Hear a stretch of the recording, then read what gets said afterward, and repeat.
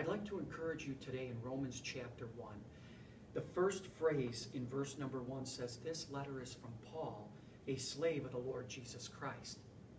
When Paul opens up this book, he's saying, I am a slave or a servant to the Lord Jesus. In other words, he's saying, I have taken the title deed of my life. In other words, each of us have a birth certificate. That really is kind of the title that explains who we are.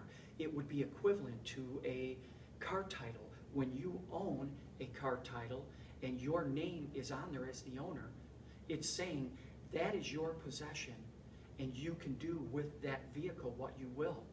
Paul here is saying, I have done the same thing. I have taken my birth certificate. I have signed it over to the Lord Jesus Christ so that I can serve him for the rest of my life.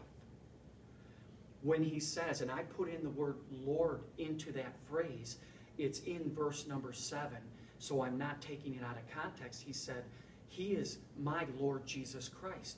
The Greek word for Lord means master, owner, possessor. So it goes hand in hand with the word slave. He says, I have signed the title deed or my birth certificate over to the Lord, not literally, but figuratively, and I am now the Lord's possession. He is my owner, master, and possessor, and he can do with my life what he wills. And that's really the goal in the Christian life. Can you say that you have signed the title deed of your life over to the Lord, which makes you a Christian? But more importantly, or just as importantly, have you committed yourself as a slave, saying, I am his, committed to serve him for the rest of my life, and he can do with my life what he wills?